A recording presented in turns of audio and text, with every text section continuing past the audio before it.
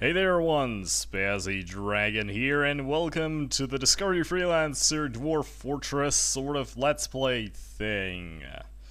Alright, so what is this all about? So, Dwarf Fortress is a free-to-play, single-player game, which is actually very famous in the internet community for being one of the least user-friendly games out there. Now, the original Dwarf Fortress actually uses icy graphics, but due to its, very complicated nature in terms of, visual fidelity, or more like lack of visual fidelity, and the interface being kind of all over the place, a lot of third-party mods have been created, and so currently we have the Masterwork Dwarf Fortress, which is going to be exactly the version we are going to play now, and also the version I'm going to place down there in my comment section for you, for you guys who want to play this game on your own. Now, bear in mind, it is one of those games where a manual, especially the Wikipedia, is not really going to do too good for you, so at the same time as I'm playing, I'm going to try to make this into sort of like a tutorial and a let's play. But, oh well, this is going to be our first embark attempt, and hopefully we're not going to die too fast, because technically Masterwork Dwarf Fortress is actually a little bit more complicated and even more harder than the vanilla game, just like just like Discovery is. It adds a lot more, and it adds a lot more mechanics. Now, you must understand that this game weighs pretty much, let's see, it's unpacked, and it weighs only 178 megabytes. Now, mind you that the graphics you're about to see are improved graphics. They're using a tile set, which has been provided by pixel artists, and so the game actually looks a lot more presentable than the original, which basically just uses colored variations of the icy characters. And so maybe the original is something you might want to play just to see how it actually looked, and then you might move over to this thing. Other variations of the vanilla game, which is a little bit more user-friendly, is the original Dwarf Fortress with the so-called Lazy Noob Pack, which pretty much includes all of the third-party mods that we're going to use for this session. And as you can see, I launched the game. This is the launcher. Here we can configure a whole lot of files. And since this is the first playthrough, and I am sort of rusty at Dwarf Fortress, I actually wanted to find a reason to, play this game. I've disabled invaders, but it's one of those things, like Dwarf Fortress, technically, the closest games that I personally can, name that is, very close to Dwarf Fortress are games like SimCity, Tropico, The Sims. Technically it is a world-building game, but at the same time, it's not really about how big your world is or how big your fortress you make. It is actually keeping it alive, and failure at doing so is just as rewarding and cathartic to watch as actually having a big fort. So, by disabling invaders, that's what I'm trying to say, by disabling this, I'm technically making the game a bit less fun, but I just feel quite rusty right now. I can re-enable this anytime I want, so that's okay. So the first video is going to be a bit longer, so as you can already hear, or don't hear, I don't have any music in the background, otherwise this might take a while, so just play some sort of playlist in the background if you really want music, and let's just start off. One thing though, the game has in-game time, so we are going to split these episodes per year, so per cycle. It is going to tell me the yearly autosave. It's going to pause my game by saying that, and that is where we're going to stop the episode.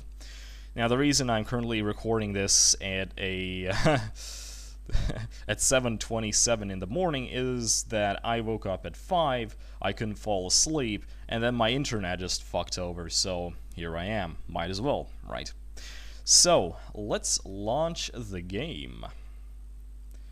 Alright, so this might seem a little bit familiar to guys who know what FL-hook is. As you can see, this thing injects into the original game file, and we can close this now.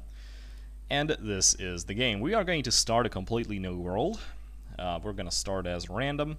Rather, it is randomly generated. It's a randomly generated world, but you will see in a moment. So we're going to pick the standard world creator, and we're going to fill out a couple of things. As you can see, this is loading right now, so be patient a little bit.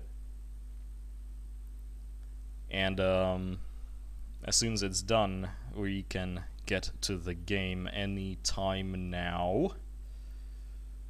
Yes, there we go. Okay, so this is the world builder. We're gonna start with the world size. We don't want too large of a world. Let's make a small world with a relatively short history, with a lot of civilizations, with a lot of sites. I can't really go into detail, otherwise this is going to take too long. We are going to make sure that the natural amount of beast and savagery is low because, you know, training wheels. And the mineral occurrence, I would say we're going to put on rare because it's a bit more interesting that way. And with that, the game is going to generate us a region. So this is the in-game map as shown by the region generator. It just rejected a few combinations, and we're done. That was actually fast. I'm sort of surprised. So we're going to save this region by pressing enter. We are going to save it to the folder, and we can then start playing Dwarf Fortress. Alright, so there we go. Play Master Dwarf and Dwarf Fortress. So the first things first, we are going to pick a embark site. This is the place we are going to throw our 7 unlucky people, all community members.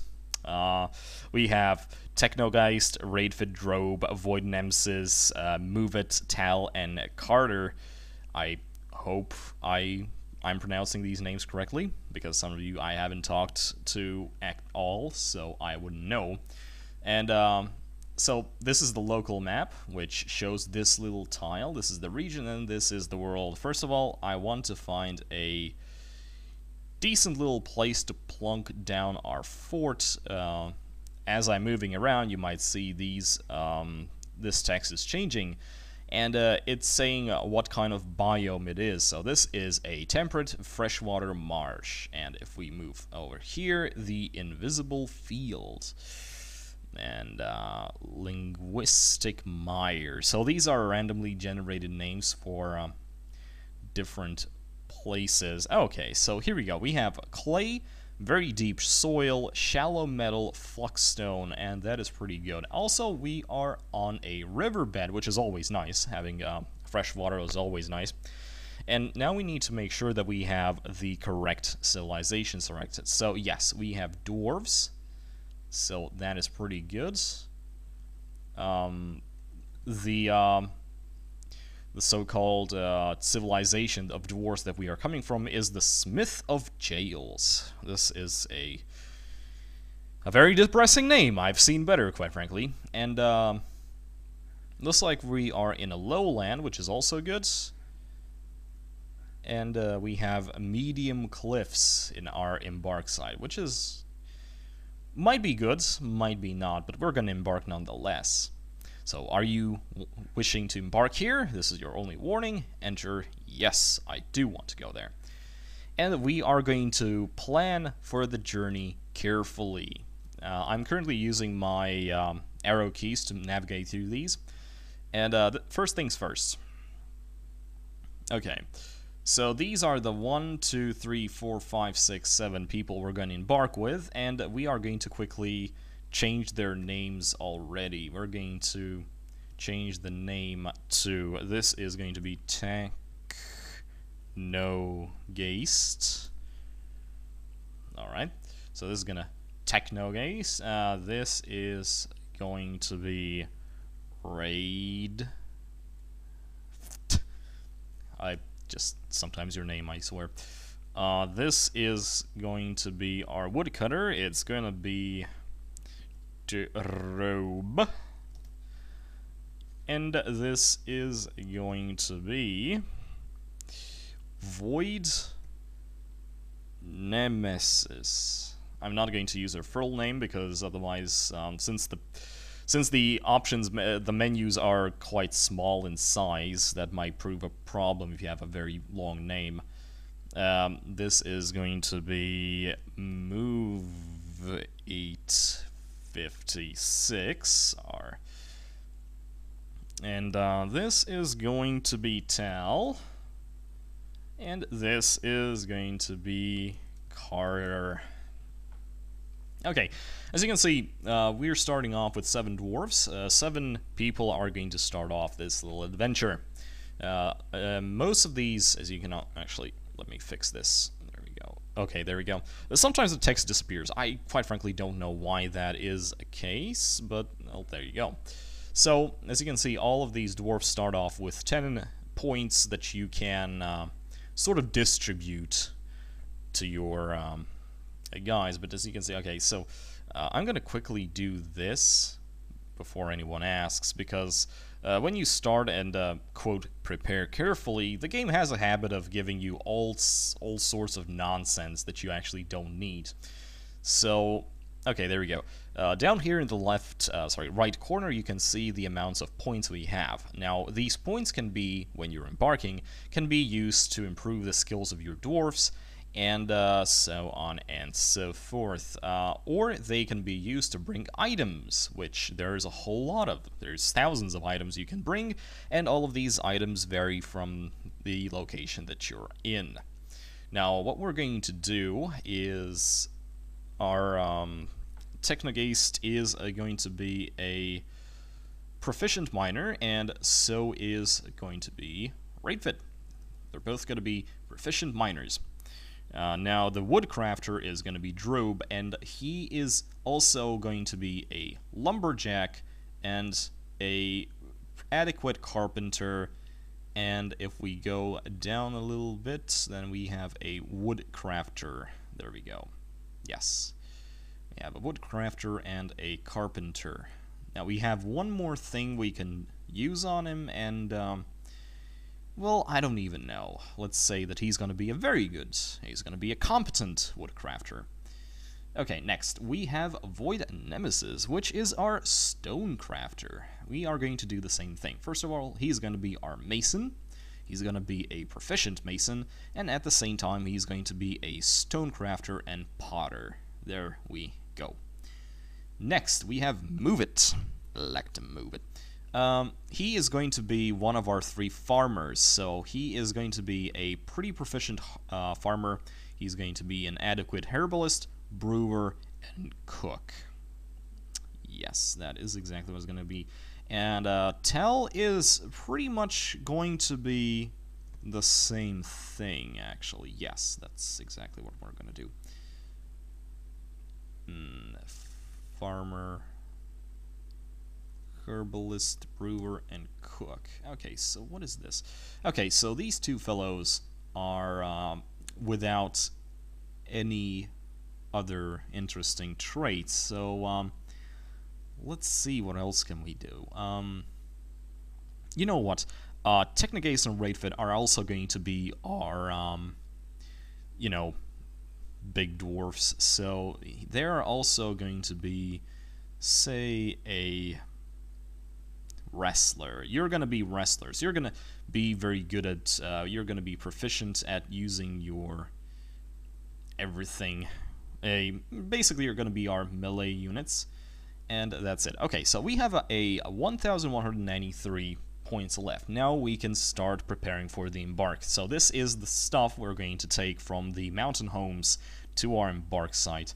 And give me a moment. I have my coffee making. I need to stir it. There we go. That's some good coffee. Okay.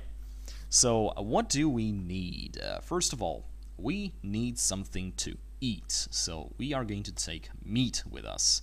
This is a generalized commodity, and we are going to take around, say, 40 units of it should work for now. And at the same time, let's take some drinks with us. We have dwarfs, technically, all of these drinks are the same thing. They don't really... The only reason why there's so many is to add variety. So, for example, a dwarf can get tired from drinking the same old booze, and, you know, these are dwarfs. They're pretty much like modern cars. They live off alcohol. So if you don't have alcohol, the overall productivity the dwarfs want to do, you know, their overall work conditions sort of drop. So we are going to just take dwarven beer with us for now. We're going to start off with 40 units. And if there's more points left after I'm done with this, then we can actually improve that. Okay, what else do we need? We need weapons. The reason why I'm looking at chopping axes right now is because we need something to fall trees with, and these things double as both as weapons and choppers. So we need to have... Drobe needs to have a chopping axe, so we're going to take one of those. And at the same time, Technogaze and Raidfit will need some sort of picks, so we're going to look at this. We have bronze picks, which are... Copper picks are the cheapest, so we're just going to take 2 of these. And maybe we might as well take 3, but I don't know, we're gonna see. As you can see, the points are steadily dropping, and there's still a bunch of stuff I need. Okay, let's see. Weapons, training weapons, ammo, anvils. Anvils are a very good thing. I sort of want to take this, because anvils are needed for metalworking, and at the same time, finding one is a little bit of a bitch, so let's just take an anvil with us. And we also need some sort of seeds. So what we're going to do is we're going to find strawberry seeds. Strawberry seeds are very good. We're going to bring about 20 of them, and that's going to be more than enough. This is going to be for our farm, because we needed one. Okay, what else is there? Wood. We need wood logs, because I don't really know how much we have on site, so... We're going to take 20 of these for now, and hopefully that's going to be enough. We might want to bring a little bit of charcoal as well. Okay. Crutches, splints, ropes, thread, bags. Leather bags are always good. We're going to take 5 of these. You're about to see. I understand this might not make a lot of sense right now, but as we go on, you will see why this is a big deal. Okay, we want a... Maybe no, not a bucket. Barrels. Yes, we need barrels. We need lots and lots of barrels. We're gonna need 20 barrels, because why not? Yes, that's what we need. And tools, instruments, illumination crafts, extracts, powder, cheese, shields, legwear, footwear, so on and so forth. Okay, so, white copper crossbows. Is there anything? Well, it looks like we only have so many. So, we're gonna have 2 crossbows for Technogaze and Raidfit, so they can hunt us some stuffs. And, what else? They will need some ammo, but I can make ammo later. That's not that big of a deal. I suppose that's gonna be it. Now we're gonna take some animals with us. This is this side. We're gonna start off with 2 animals that we use to pull our wheel with, but there's always other things other things we might want to have. What do we have? Badger dogs. These can be trained to be all sorts of very cool little things. Mastiff. That's a big ass canine, which is pretty cool. You can see I can already take like a hunting mastiff and war mastiff and so forth. What do we else? Landmines, turrets. Do we have just regular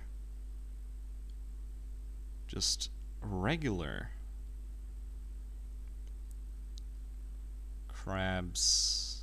Eve's lambs. We need something that can sort of hunt vermin, and I'm not sure which one of these can actually do that. Okay, so we are going to have one male badger dog. Actually, we're going to have... Oh. Oh, wow, we don't really have a lot of points left, do we? And, okay, and a female badger dog.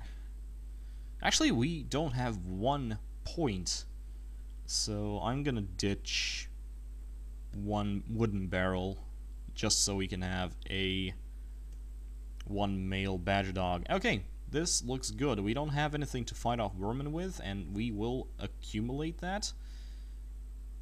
But there you go. Alright, so this is... oh wait, name group. We need to do that. Ultimate Lances. No, actually, no, fuck it. We need to name the fortress. And, actually, no. Random name. Paint Pants. Blight Scorpions. Weak and Tempered. Yeah, that sounds like disco. Okay, we're done with this, and now it's time to embark! Finally, 20 minutes in. And the game is going to load. Okay, so, Dwarf Fortress is a top-down sort of strategy game, and this is the intro text. Okay. You have arrived after a journey from the mountain homes into the forbidding wilderness beyond. Your harsh trek has finally ended. Your party of 7 is to make an outpost for the glory of all the Eston Tescom, which is, you know, the mountain homes names. There are almost no supplies left, but with stout labor comes sustenance. Whether by bolt, plow, or hook, provide for your dwarves. You are expecting a supply caravan just before winter entombs you, but it is spring now, and enough time to delve, secure lodgings. Ere the Xen get hungry, and a new chapter of dwarven history begins here, at this place. Weak-tempered, strike the earth, and strike the earth we will. Alright, so welcome to Dwarf Fortress. As you can see, we have a lot of things. First things first, I'm gonna press tab because I sort of don't need this yet. There we go. And this will give me more room to work with. So, as you can see, this is a top-down strategy game, and it's made up of tiles. Each tile represents something else. So, these guys right here, these are our dwarves, all of them. And we also have a river, which is 7 steps deep, which is pretty big. It's a pretty deep river, yes. Oh, that is a big... oh. We will need a bridge around that, but that is going to come later. And overall, the place is pretty flat. We have a lot of vegetation, these little bushes, and we have a pretty normal amount of trees. This is very good. I didn't really have to bring so many logs with me, but that's always good. Alright. We are going to secure ourselves an outpost, and the best way to do this is by digging into the ground, because that's what dwarves do. But we're not just going to go right down into the ground, we are going to make a bit of a excavation into this. Okay. We are going to press D, and we are going to mine out a portion of this little cliff side, as you can see. Actually, I don't want to build it too close to the side of the screen, because this is usually where, you know, units get sort of come over. And we are going to also press Z and remove all of these upways ramps. So, the thing is, this is actually a 3D game as far as it, you know, as odd as it may seem. The only thing, I'm using Shift and, you know, the colon keys to move up a level and down a level. So this is the first level, this is -1, -2, -3. So this is underground, while at the same time we have +1, +2. So as you can see, there's only treetops visible. Now we only have clouds visible, and so far and so forth. Okay, so that is going to be exactly what is going to happen. So, Technogaze and Rayfit are going to start excavating into the side of this hill, which is a pretty decent sized hill, actually. That's pretty good. And at the same time, we'll have a drobe. He is going to start chopping down trees, because we always need a lot of trees. Okay, at the same time, we are going to have Move It, Tal, and Carter. We are going to give them an assignment that, hey guys, we need a farm plot. We need a farm, and we're going to increase its size like this. Now, I'm not going to make this into a very detailed tutorial about saying which keys do you need to press and so on and so forth. You can find these much better tutorials online. And also, it looks that we have started right in front of some sort of spider silk-ish place, and my guys are actually, being webbed there. So, okay. As you can see, Technogaze and Rayfit are currently digging through into this place, and at the same time, Drobe is cutting down trees. Cut them down. And the farm is ready. We have spring right now, so I'm going to select spring, and we're going to plant those strawberries. And we are going to also plant them during the autumn and the summer. Obviously, we don't have them during the winter, but there you go. But this is going to give our guys something to do. There goes Move It, Tal, and Carter. They're all going to start planting these things, while Technogaze and Rayfit are going to make us the our shelter, because right now we're in open space, which is not good, and open space can expose us to the elements. Dwarfs can get sick, and that is going to make things a whole lot. Oh, what is this? Stop right there. I see something. What is this? It's a fey dog. It's a small thing. Size 47 quadruped. A fantastic fairy hound, swift like the birds and elves of legend. They are highly sought after, as they are the best possible companions in battle, in guard duty. Oh, this is something new. He's very fat and enormous overall. His hair is chocolate, his ears are flax, his tail is dark toupee, his head is pumpkin. Oh, so basically that's a multicolored son of a bitch. His front paws are gray, his rear paws are light brown, his skin is cinnamon, and his eyes are aqua. Wow, you are a ugly motherfucker. And hopefully you're not going to attack our dwarves, because that would be a stupid thing. Again, we have something over here as well. What is this? This is a black oh no. A huge rare reptile found in the swamps and rivers. It waits in the water for unsuspecting victims to pass. He's gigantic, his scales are charcoal, his eyes are black. This is bad, because we started off right here next to the water, and that might be a very bad thing. Also, Strain Mountain Tuscan Bull has been found dead. What happened? Are there any reports? Minor Technogaze is finding sea lampreys fighting. Oh, alright. So this is what happened.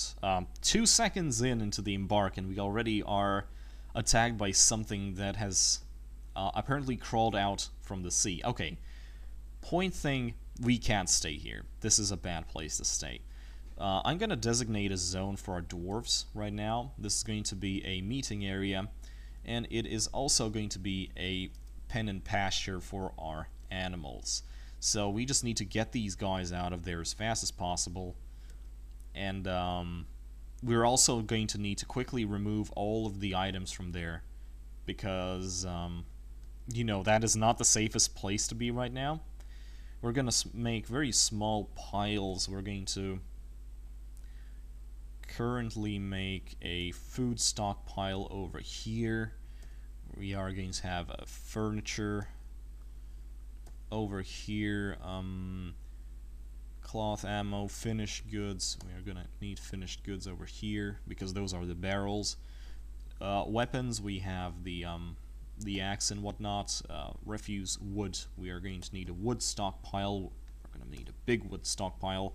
Leather, coins, armor. Okay, that's it. Hopefully we're going to quickly move all of these things.